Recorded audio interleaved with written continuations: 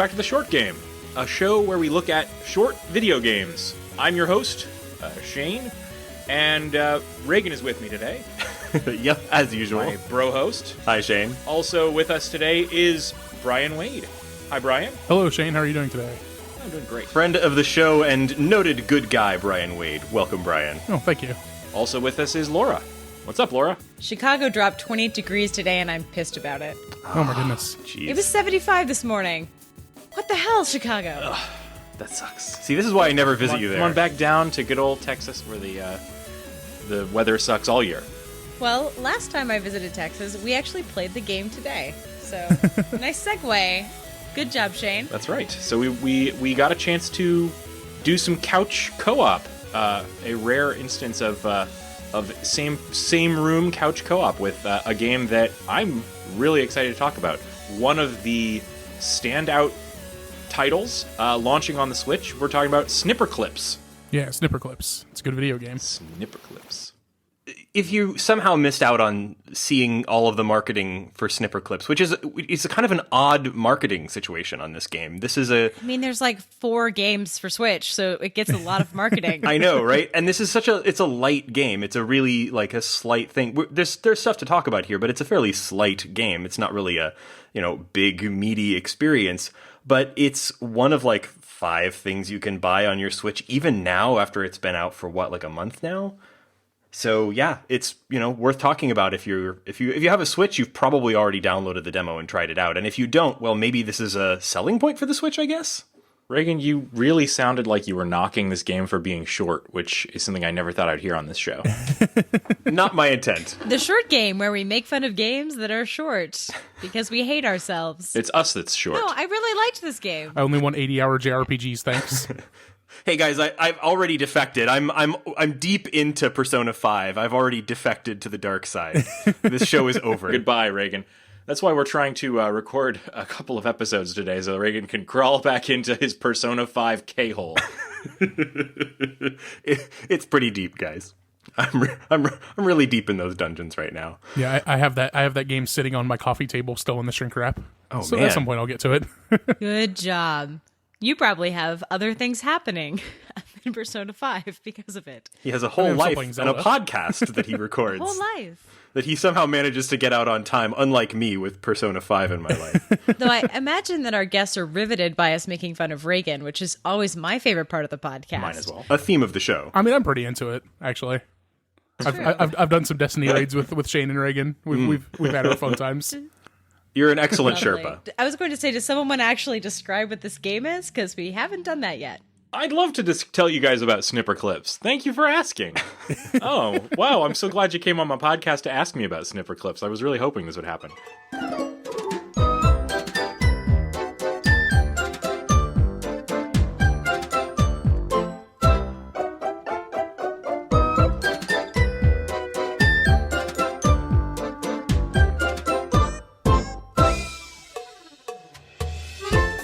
So, Snipperclips is a game that is a kind of a standout showing off of the Joy-Con shareability of the Switch. Everybody grabs their own Joy-Con, and each player controls one of 2 little cut paper characters. And the little paper characters are all animated in this sort of notebook papercraft style. And together, you have to solve puzzles. And every puzzle requires you to walk over to your fellow player. Little toddle. And just sort of stand in front of them, and then you hit a button and it cuts them out like a cookie cutter. Your shape chops up their shape, and you can rotate and turn and so on.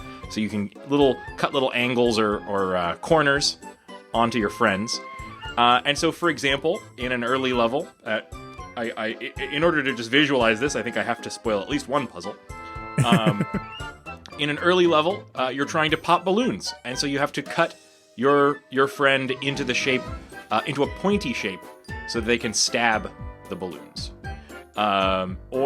So by cutting and reforming and jumping around on screen, you go through a few different notebooks, solving these different puzzles. They get kind of progressively harder and harder. It's a super easy to pick up game. I was able to just hand a controller to everybody that I've wanted to play with, and they were able to figure it out in just a few seconds. And when you get to the end of one of these puzzles, the seated monk guy gives you your orb, and then you emerge from the shrine, and you go and spend that to upgrade your stamina, right? That's right. Exactly. Outside of the puzzles, the 2 Snipperclips, it's a huge open world. This part of the game, you really... it's kind of strange how late in the game that unlocks, but... But yeah, once you emerge, you roam the open world. You form Snipperclip gangs. You take turf. Some of the turf gives you resources that you spend to buy more turf. Occasionally you can murder prostitutes for health. Yeah. That's right. The weapons get upgraded. The Snipperclips have various monologues, like the memorable, "Do you want to know how I got these scars?" It's because my Snipperclips partner cut me that way. Exactly. Yeah. So it's that kind of game. Yes. So I feel like we're really spending more time misleading our audience. So basically, audience, take that description and snip it in half. And Nice. I'll leave it up to you to solve the puzzle of which half was correct. Well, when Shane says that the game is easy to learn, outside of all that extra open world crap, I will say I was pretty drunk when I played this game with Shane, and the controls were easy. Knowing what I needed to do was easy. Knowing where to press on the tiny Joy-Con that I'd only used for about 30 seconds prior to this was a little harder. But I still think it's a pretty damn good party game. Can we talk about those Joy-Cons for a minute? They're tiny. They are. They're smaller than I expected. They are very small. And Laura, you already have small hands, so I figure if anyone's going to be able to master this, it would be you. I know, I have tiny palms. The palms of a very small child. Like a raccoon. I know. It's actually a disfigurement. I'm very embarrassed about it. But me and my raccoon hands were having a very hard time with Snipperclips at the beginning. I caught on. I also probably drank some water. So Bryan, so how long have you had the Switch, Bryan? Did you I pick picked it up on launch day? Yep. Ah, And awesome. Snipperclips is the only game that I've used the Joy-Cons in their separate configuration like that. And I actually, it took me a little bit to get used to how small they were, but once I got used to it, it's mostly fine. I couldn't see myself playing like a big video game with it, but for Snipperclips, like for 30 minutes here and there, like it was totally fine. Yeah, I kind of agree with you there. I don't find them that bad. We're kind of ragging on the tiny controllers, but I mean, obviously, hardware design is compromise. So what they are, they're really good. I think the test that I put them to, we talked about in our episode on Blaster Master Zero, but I think that Which, by the way, listeners, apologies for doing 2 Switch-centric games in a row. I know that's kind of weird. It just sort of was the way that things worked out. But I guarantee you that our next episode will not be a Switch-centric game. So if you're thinking this has become the Switch-only podcast, stick with us one more week. I promise it'll get we're non-Switch. running out of is Switch the new games, hotness. to be honest. This is now We'll the now Switch have covered game. everything on the Switch already. Not if I have anything to say about it, Reagan. I'm here to take over this podcast from you. Damn it. Yes, Reagan, this is an intervention. We want you to know that we love you, but the Switch is the only gaming console that's worth a damn. Well, screw you guys. I'm starting the Persona cast. I'm sure that already exists. It probably does. I should look for one. Is there a good Persona podcast no, out there? Listeners, is there a good Persona podcast out there? Get in touch and let me know what it is. I would like to listen to that. Reagan's sinking more time Right. into Persona. Well, so you're talking about sort of the Switch or the Switch Con, the Joy-Con's sort of suitability as standalone gaming consoles for each player in a game. So I had no problem with them in this game. Snipperclips is perfectly designed around just a simple D-pad. The one sort of trick to it is that you really do have to play this with those little grips that it comes with on top. Otherwise, it's almost impossible to use the triggers on the top of the Joy-Con. You can do it, but you have to like poke your fingers into little divots, and it's very uncomfortable. And this makes a lot of use of those like top like what would be the L and R buttons. Yes, for rotating. Yeah, I actually did not use those things for most of the time that I played the game, and I kind of just got used to like making my index fingers into hooks, and that seemed to work out pretty well. You know, I was going to sort of put in a defense of the Joy-Con as a like suitable traditional game controller in that I did play a fair amount of. So I've been playing through the new Shovel Knight stuff, the expanded Spectre of Torment with Spectre Knight thing, and so just as an experiment, I decided to play through some of it with just one of the Joy-Cons because it'll play just fine with one Joy-Con as your sole controller for that, and it's totally doable. I prefer a D-pad, but if you're the sort of person who can play that sort of game with an analog stick at all, it's fine on one of the Switch's Joy-Cons. It only really uses like I think 2 buttons and maybe 3 depending on your mapping. But it's fine. Like I was kind of expecting it to be a lot worse than it was. You know, we've already done a whole episode on Puyo Puyo. But the demo is released, so I'm going to take that as an excuse to talk about it again.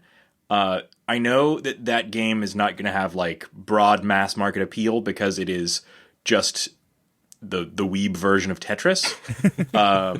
But I think this game has a shot at being a good party game, and having the ability to like plunk it down somewhere and just crack those little Joy-Cons off the side and force someone to play Puyo Puyo with me will make you an absolutely odious person. I'm sorry. Like there's just no. I know that there's this sort of like millennial power fantasy of like bringing your video game assembly along with you to a gathering and putting it in front of another human being and saying, "You play." Reagan, they showed that in the advertising for the Switch. They said it would work. They promised this future to us. They said I could force people to play Weeaboo Tetris with me. I don't believe it will ever happen. Like, I guarantee you, I own 30,000 portable video game options, and I have never once been able to make that Reagan, happen. I want to know what Laura thinks is going to happen when I bust that thing out at a party.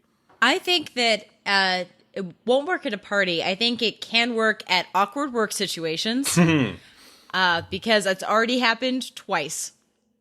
I just came back from a work trip to Germany, and my coworker brought the Switch because he wanted to play Zelda, and we were awkwardly waiting in a airport lounge, and one of the clients wanted to do it, so he demoed Snipperclips to the client. The little things. He broke it out in the Lufthansa lounge in the Frankfurt airport. He played, and everyone kind of watched, and I was like, okay. Are you sure you didn't just That's a stumble Nintendo onto the commercial set of a right Nintendo here. ad? Like, yeah.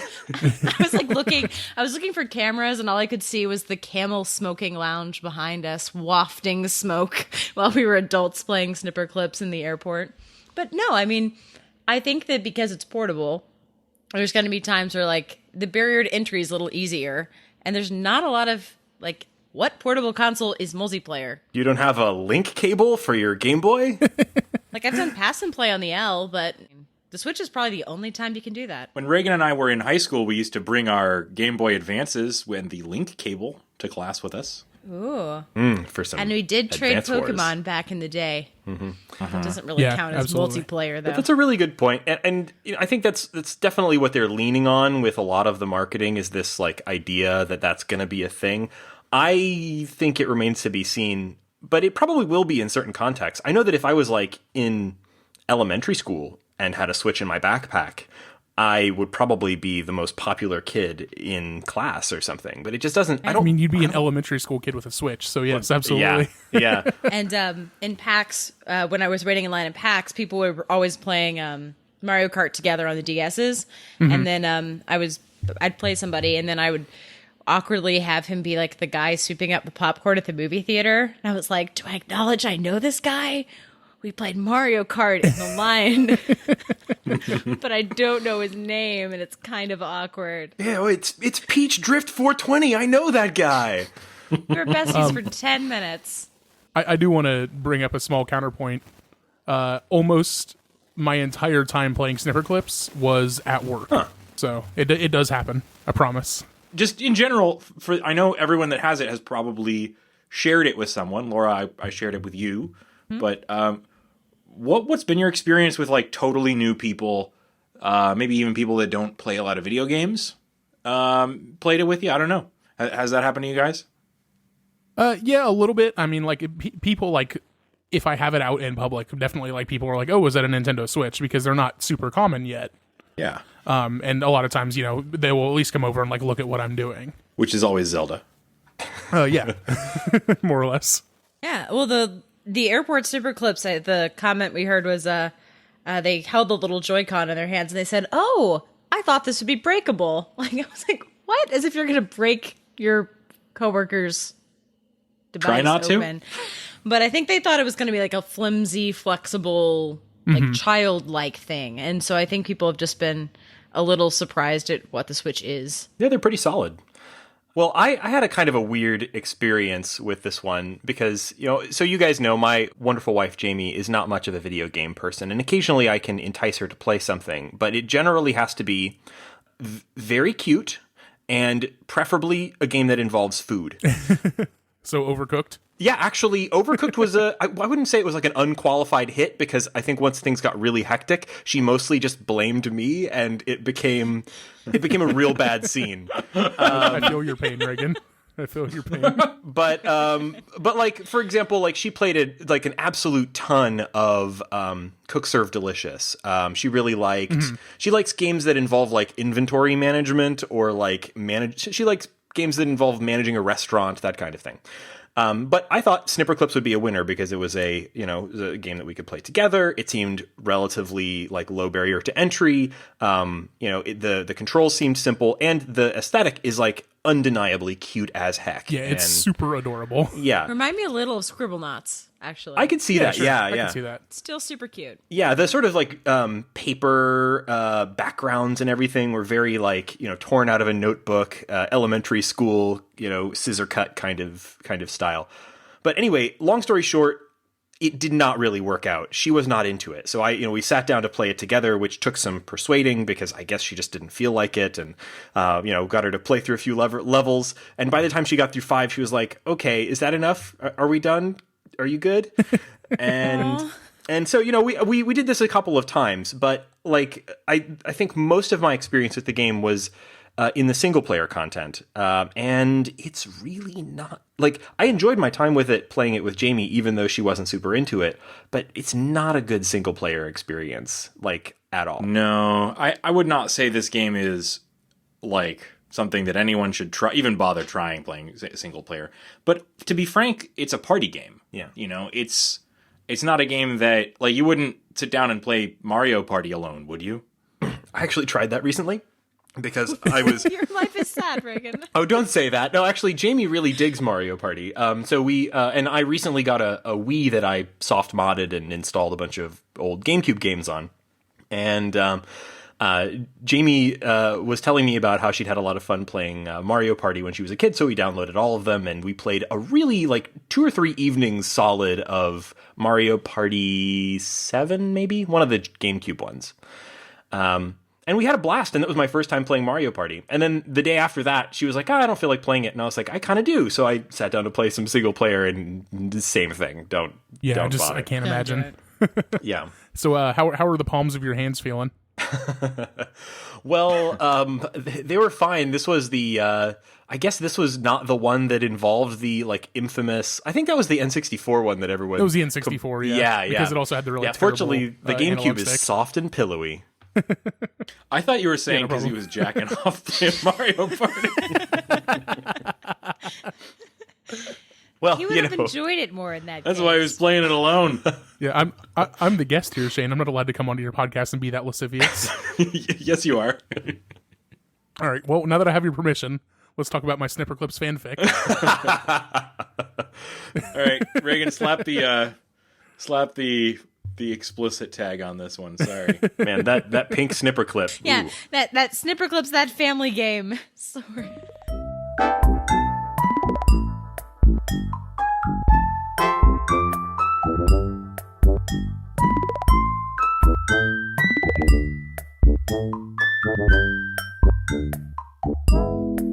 So I do want to say, we got started on a good little sidebar about the art style of Snipperclips, and I want to stop for a second and go back to that because that game. I mean, the art style is cute. Don't get me wrong. But it's a 2D thing in the style of paper cutouts. So it's good. But what's amazing, what's phenomenal about this game is the animation on the characters, especially their faces. Yes. They I'm glad you do brought that up. such great little facial animations, and these characters they're going to be rotating or just walking or stretching up or down or whatever and cutting each other out, and the faces that they make, must have 1,000 different individual face drawings for these little guys. They react to things going on around them, and when you do things like crouch down while someone like cuts the top of your shape off, like they cringe, and then they like grimace and grin in like really hilarious but still totally adorable ways. You're like, this hurts, but this might actually be okay. Good luck, everybody. They're such good cheerleaders. I really enjoy that. It would be really easy for this game just to have smiling, happy clip shapes and call it a day. But much like my days of playing Majora's Mask, I like a little bit of pain in my cute characters. It's not quite at that level. No one is screaming. Yeah, it's not quite that horrifying. This is more. I mean, this is definitely more like personality and like character than I've ever seen in a puzzle game. Well, I mean, we can talk about Portal. There's a lot of character in Portal.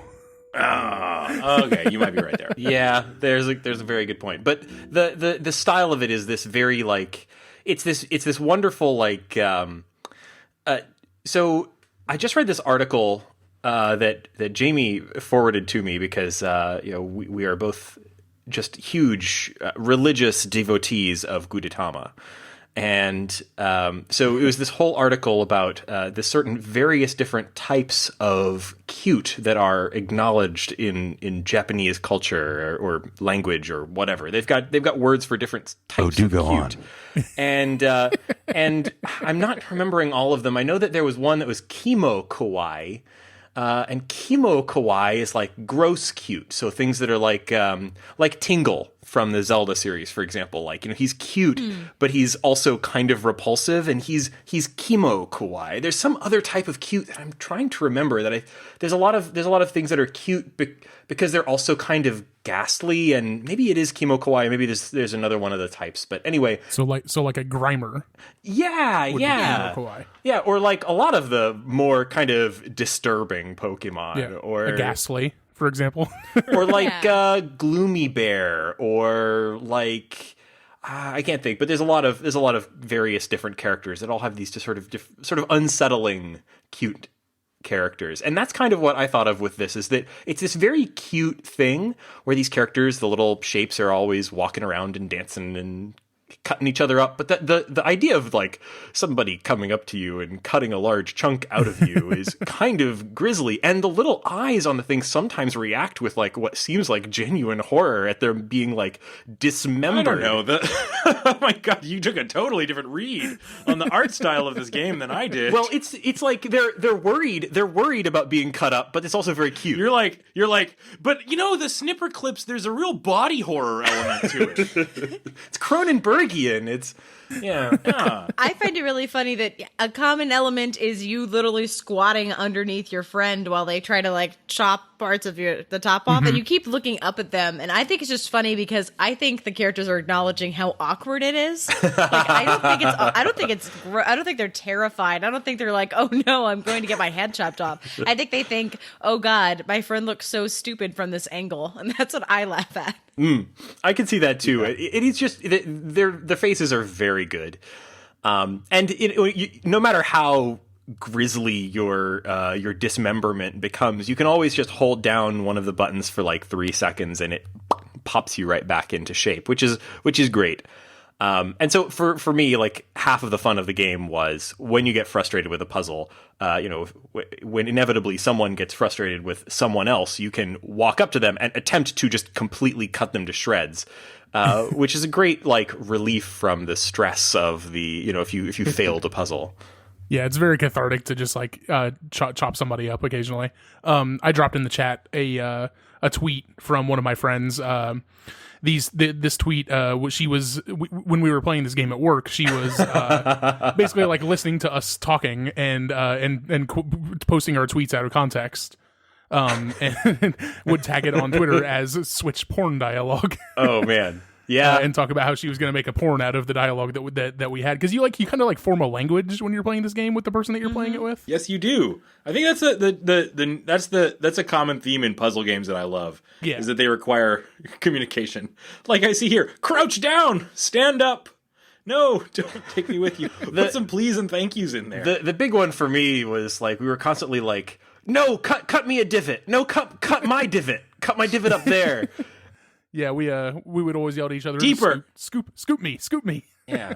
Scoop me. I love games where you have to talk to the other player and kind of explain things to each other and kind of negotiate how to solve a puzzle. Well, I had the same kind of experience with Overcooked. It's you have to make little short-term plans and try to enact those plans and then constantly re-scheme as things go wrong. I think this strikes the right balance though, because while Overcooked I love, and I played a ton of it. I love it, but then I hate it as soon as things start to get crazy and hectic. And in this game, it's a different experience. It's more of a puzzle experience. Once you've figured out how to do something, there's occasionally those crazy things where everything goes to hell and you have to reset the whole puzzle. But for the most part, if you're careful, you can execute a plan pretty smoothly.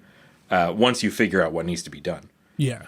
And it also makes it very easy for you to restart. There's always a button on the level that will just reset everything back to the beginning so that you can just try again. I've gone back and I think replayability on this is actually pretty good as well. I have actually gone through and played most of the first Notebook with a couple of different people. And I really enjoyed it because the second or third time I'm playing a level, I just shut up and let the other player try and figure out, be in charge and kind of direct how things work. And I've seen several different solutions to the same puzzle in certain cases, so I think it does that well. Yeah, I've definitely found that. I haven't played this specific game with other people, but Portal 2's co-op, I've played with multiple people, and you kind of just after the first time, you let the new person just take the lead and just kind of follow them and do what they say to do and help them out if they get stuck. And I could definitely see this being the same kind of thing. So apart from all of its sort of general puzzle solving and cute art style and everything, I think the other thing that really makes this game notable is where it falls in kind of trying to understand what it means about Nintendo's strategy with the Switch. Because there's a couple of really weird and interesting things about this game's sort of place in the launch lineup. I don't think we've mentioned yet that this game had a life before it became a Nintendo first-party product. It was it's actually originally a Game Jam game from a developer whose name is escaping me. Maybe somebody has it handy. Adam and Tom Vian, during a one-day Game Jam, made this, and it was originally called Friend Shapes. Which is not as good a title. Not as good. No. Very glad they went with Snipperclips. But it's weird that this game was originally not a first-party Nintendo game, and it's actually a Western-developed game. It was originally going to be a Flash game. It was a Game Jam thing. And Nintendo kind of quietly, in the background, acquired it. It disappeared for a year plus, and then re-emerged as a first-party Switch exclusive. And in the meantime, it was changed or ported, I guess, from its original Flash version into Unity. So I don't think this has been said explicitly, but I think it seems pretty obvious, at least to me, that this is Nintendo's canary in the indie game coal mine. They wanted to put this out day one. This is speculation, but I think they wanted to put this out day one as a first party exclusive so that they could kind of prove internally and probably also to the outside that the Switch would be a good platform for indies. So they produce a game that is probably on an indie budget. It has an indie scope. It's on an indie engine. It's a Unity game. And, while it's a first party Nintendo game, this is an indie ass game. So I think this is sort of this is their trial balloon for indie games on the Switch. It does seem a little different. I don't know a lot about Nintendo's practices, but that seems a little unusual. I'm not a total expert, but as far as I know, this is the first time they've done anything like this. It does give me kind of a lot of hope for them because they're doing the right thing bringing out a game like this as a launch title. It really showcases exactly what their hardware is all about, and it's a high quality game. They've got an eye for unique ideas. Yeah, and it definitely feels like a Nintendo game. Like it's definitely got like that kind of level of quality and like charm that you would expect from a Nintendo game that is developed by Nintendo themselves. Absolutely. It's got an incredible amount of character. And Nintendo doesn't usually put out games at this price point either. Like, this is a $20 game on the eShop. And I mean, the eShop is never like cheap, right? But $20 felt like the right price for this. You know, it's a simple downloadable. There's no, like, as far as I know, you can't go out and buy this on a cartridge like you can with a lot of the other indie games that are coming out on Switch. But meanwhile, I still haven't tried 1-2-Switch because it's full price. $60? Good Lord. I think it's 50. I ended up buying a copy of it. Have you played it at all? I have played it a little bit. It's cute and fun, but like definitely not, you know, it's not going to get played that often. Yeah, you know, I was super excited about the idea for that game when I saw it, but you know, with the reveal of the Switch and they were showing it off, and I was like, "Oh, cowboy game! All right, I'm into it." I thought when they were playing the trailer during the initial reveal, I was like, "Oh my god, they're rebooting Wild Gunman." I was actually very disappointed when I found out it was not Wild Gunman 2 or something. Yeah, that would be ideal. That would have been a good idea. But what really sold me on this game was there was one of those Nintendo Treehouse events. Did anybody else see the one where they announced this game and showed it off for the first time? Yeah, I did watch that. Yeah, they showed like three of the initial levels, and as soon as I saw it, I saw the mechanic, I saw the snipping, I saw the characters, but what I was really watching was just the actual players, you know, and they were really getting into it, and not in like a fake marketing kind of way. Like I was watching that event and I was like, okay, this guy is seeing this game for the first time and he's like digging it. This looks like a perfect showcase for the console and a game that I would want to play regardless, even if it was on some other crazy console. Just I was pretty well sold on that. Good job, Nintendo's marketing department, putting on that little event. Yeah, and we talked about this a little bit earlier, but like really this game is like 100% the showcase for using the Joy-Cons as two separate little controllers to play local co-op. Yeah, absolutely. But why didn't they? Why did they use those shoulder buttons? I kind of agree with Reagan on those shoulder buttons still. You know, that's, like I said, it's fine if you use the little slide-on Joy-Con straps. I've always sort of felt like those were like a dorky, you know, like the straps for Nintendo Wii always seemed like they were just something that the legal department made them include after people started complaining about throwing their Wii controllers into their TVs. And trying to sue Nintendo for it. Oh my god. That was such a thing. Do you remember? That was like a big deal back then. There were a lot of people who were like very upset about it. It was on the news. Yeah, I think it was because it happened at a couple, like it happened at PAX. Someone got really excited and they threw it into another exhibit and people got pissed. And so I think that's honestly when it probably happened. Yeah. We're talking a lot of smack about these wrist straps, but I'm gonna make a confession on this podcast. I used them. I use them now because a couple weeks ago I had a friend over and her daughter was over as well. Her daughter is 3 years old, and we were playing 1-2-Switch, and I had been on her daughter the whole time, just making sure that she remembers, hey, put your wrist strap on so that you don't actually accidentally throw the controller. And so then we're playing a game and I don't have my wrist strap on and we're playing the baseball game and I swing my fake baseball bat and the controller goes flying out of my head and clocks this 3-year-old in the head. Oh no. And I have never felt worse in my life, I don't think. Wow. So guess who always wears the wrist strap now? Well, good for you. You know what Bryan. I like about them is that I can be playing like Zelda on the couch in a full starfish position.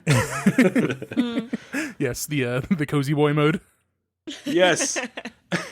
And then when I inevitably fall asleep, because they're strapped to my wrists, they don't get lost in my snug. They don't get lost in the cushions.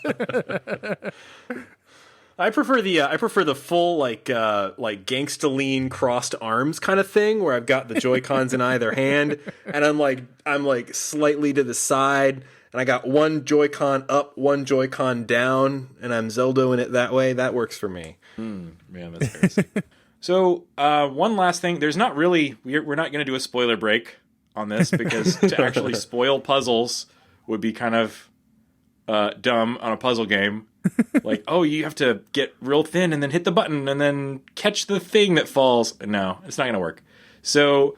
I do want to kind of wrap, though, by going through maybe some favorite puzzles. Sure. I certainly have some that were pretty memorable for me, and I'd like to know which ones stood out to you guys. I can go ahead and this isn't necessarily like a favorite puzzle from a most clever puzzle design moment or anything. But in so there are two different classifications of the puzzles. There's one where you can play 1 to 2 players, and each player controls one of the little paper guys. And then there's also the 2 to 4, where if you play with 2 players, each player controls 2 of the little guys. Oh. And I can't remember what this puzzle was called, but it's one of the ones where you have to like catch the sludge to protect the little atom guys. And so we had made our little guys into like these bowls basically, and we were having some trouble like transporting the sludge over. Because one of us would move too fast and the other one would move too slow, and so like we would separate apart and the sludge would all spill out. So my friend yelled at me because I was always the one that was messing it up, of course, because it's always my fault. So she yelled at me to make sure that I would not move too fast. So she's like, "Go slow, don't mess this up." And as soon as she says that, as soon as we start, she just runs into me as fast as she can. And it is maybe the hardest I have ever laughed. Was just like she's like, "Go slow," and then just slams into me and the sludge goes everywhere, and it was just I was in tears. It was amazing. So for that reason alone, that is my favorite puzzle. That's awesome.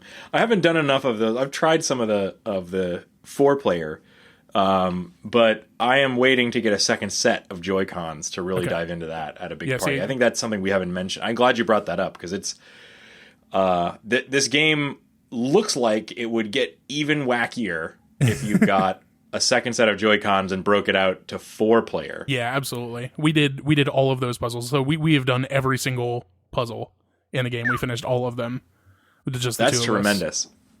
I have never had, maybe the secret to this console for parties, because I have never had 4 controllers for a system since the Sega Genesis.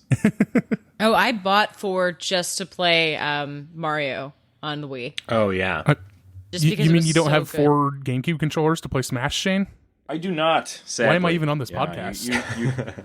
You've called me out. I haven't had. I didn't have the Wii U, and I sold my Wii some years ago. You mean our Wii? You know, I waited in like 0-degree temperatures. It was probably much warmer than this. This is Houston, but it was very cold. I waited out all night to buy that Wii with Jamie, who bizarrely decided it was okay to come along with me on this misadventure in order to get that Wii on launch day. And Wow.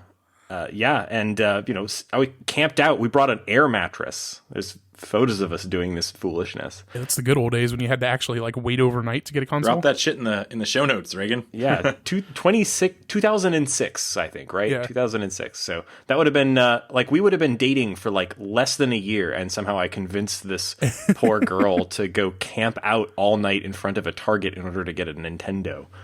And that was your first sign to marry her. Romance.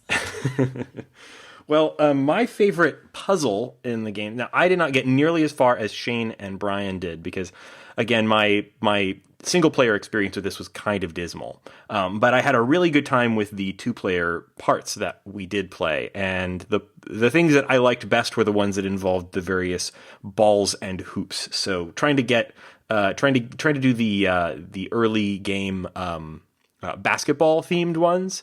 Those were super fun just because of the sort of inherent randomness of balls bouncing around. It just made it a cool kind of thing, and I don't know, it was fun. And when things went wrong, it was harder for anyone to assign blame, let's say. Let me tell you, Reagan, those things get crazy later on. Oh, I bet. My least favorite, I'll put this out there now, were the ones where you have to move an egg from one place to another. I was about to say that. Oh yeah. God! So I've tried that 100 damn times. Did you figure out that you could cut yourselves for that? Because that was our problem. Yeah. No, I figured tried that to do it out, but without even cutting so, ourselves. it was so We were annoying. trying to gently cup the eggs and rotate them. So that kind of brings up something that I loved about this game is the visual hinting. So we're talking about a level where you can rotate, and as you rotate your little character, it also rotates a series of little bird outlines all around the level, and you're carrying eggs from one to the other. But the bird outlines don't look quite right unless you cut a little notch into the top, because they're owls and they need their little owl ears. So I that's just one example. Like the things look like owls, but it was kind of like that became a hint for you on how to cut yourself and them to solve the puzzle. And there's lots Alternate of title things for this where- game: Cut Yourself. Yeah, cut yourself together. Isn't the subtitle of the game like "Cut It Out Together" or something like Yeah, that? it is. Yeah, but not Yes. cut yourself together. Yeah, definitely not cut yourself. Or cut each other. That's probably a good thing. Let's be honest. Yeah. So there's, even like the icons for each level, the backgrounds and styles for the level, a lot of those I felt like were done in such a way as to hint at a possible solution to the puzzle. Yeah. So my favorite level is also one that I felt like we screwed up over and over again. And that was one where you had to jump into a giant tank and fish out the appropriate fish and put them into a Yes. basket. That one, just because there was that little extra element of chaos in the movement of the fish, posed an extra challenge for my wife and I. And that one was the last one that we solved in that binder full of puzzles. That little group. I had to go back to it a few times just out of pure obstinance. So I would say that was one of my favorites. We had a lot of restarts, a lot of discussion about fish movement patterns. It was pretty good. Yeah, I found over the course of playing the game, because the way that it would work is that me and my friend would play it at lunch at work, right? And so then at the end of our lunch break, we would be walking back to our job from the lunchroom, and we would have just had a bunch of trouble with a puzzle, and we would just be talking about it on the way back, just trying to figure out our strategy. And then of course, every single time the next day we'd come back and play it at lunch the next day, and we would just solve it like that, just immediately. That's a sign of a good puzzle game. Yeah. I felt like that about a lot of my favorites. Yeah, there's just a lot of talking strategy and trying to figure out what everybody's gonna do. Okay, you put yourself here, and I'm gonna put myself here. I'll cut you like this. It's very, very, very good. Laura, I know we only played it together while you were drunk. I too was drunk, so I barely remember which levels we played. I think it was pretty fantastic. We did play some egg levels, and I think the egg levels inspired some colorful language. You had not figured out the owl trick at the time. It was still in your early days. You were not so wise. But I think it was Julia who had that insight. Yeah, I think the most fun level was we were just trying to, it was a very simple one where we were trying to get into a tube and move across the screen or something like that. But for some reason, you kept cutting me into the tiniest sliver. like a fingernail sized sliver, just the tip, and we just you launched me in, and I kept getting stuck and bouncing out, and then you have to reset because you thought for some reason it was hilarious to cut me to a nub. It is. Yeah, It it is. is pretty funny, to be fair. And I think the only issue was we were drunk. Justin was not drunk, and he did not think this was funny at all. So the frustration of him, while we just kept farting around and cutting each other into pointy shapes so we'd bust balloons or just not doing the level correctly because we thought that would be more fun. He was just okay, guys, can I play Breath of the Wind now? I really want to see it. So I guess I enjoy a puzzle game that you can enjoy playing incorrectly because a lot of them get very didactic and they yell at you when you don't do it right. And I applaud something that's you might just be wanting to play this drunk. That's cool. And you might luck into the does. solution anyway. Yeah. Well, this has been a fun episode. I'm so glad you're able to join us, Bryan. And Yeah, thank you for having and me all on. of you guys. So Reagan, do we know what is the next game on the schedule? Yeah, so our next game up is going to be Caro Blaster, which isn't a brand new game exactly. So you may have already played it or checked it out before. If you're not familiar, Caro Blaster is the sort of second major work from Pixel, the developer of Cave Story. So, kind of a big deal. But it came out in 2014. I think I'll double check that, but it came out in 2014 on iOS, and I tried it at the time and couldn't really get into it because it's a shooter in a sort of a Mega Man-ish style.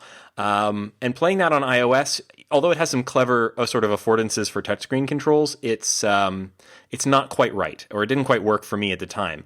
But since then, it's come out on a couple more platforms. It's out on Steam and also just recently, like as in maybe like last week, on PlayStation 4, which is where I played it or gave it another shot and absolutely loved it. So if you haven't played Caro Blaster, or if you tried it and didn't like it on a touchscreen, maybe it's time to give it another try, and we're going to be talking about it next week. And after that, there's a lot of other good stuff coming up. So, for example, a game that we've been talking about for ages, I'm forgetting the full title, Edith Finch, the thing from the folks who made Unfinished Swan. What Remains of Edith Finch. Thank you, is coming out very, very soon. So there's a lot of good stuff on the horizon, and we're going to be talking about it all if you follow along. Can't wait for Edith Finch. Find us on Twitter. Our show is on Twitter @_shortgame, or on the web at www.theshortgame.net, where you'll find our contact form where you can leave us a message and let us know what short games you're playing or what you think is cool. If you have any feedback for us on the show, leave it there. If you have other really positive 5-star feedback for us, you could also leave that on iTunes, where we really appreciate 5-star reviews because they are the best way you can support the show. Every podcast says it because it's true. It is kind of true. And also, it's just one of those things that, makes us feel good. And speaking of 5-star podcast reviews, you should also check out and leave a 5-star podcast review for Bryan's show if you're a Star Wars fan. Bryan, could you tell our listeners a little bit about your show? Yeah, I can do that. My show is called Expanded Universe. It is about the Star Wars Legends books and comics and video games and other media, more or less just like when Disney bought Star Wars, they split the old expanded universe off into its own thing, made that non-canon, and now that is all been rebranded as Star Wars Legends. And so the idea of my podcast is that every month I pick a book and I have a guest on to read the book with me. We read the book, we talk about it, and talk about like our thoughts about it, and then we just basically decide whether or not we liked it. And it's just a book club podcast. It's everybody's listened to a book club podcast, but it's a lot of fun. And I'm a big Star Wars dork, so if you like Star Wars, you should check it out. You can find it on Twitter @LukeCast. That's Luke with 8 U's. Or you can just go to expandeduniverse.online and everything is there. Oh, good URL, Expanded Universe. Thank you. I kept trying to find you when I was trying to find a link, and all I knew was the Luke cast, and I was trying to remember how many U's, and I hadn't hit on 8 yet. Yes, it's 8 because that is the maximum amount of U's I could have in the handle. Wow, nice. Well, I tried to do Luke with 12 U's, but that handle is already taken. What a jerk. Well, and I'm really, I'm not a huge Star Wars nerd, but there was a time in my distant youth when I really, really was.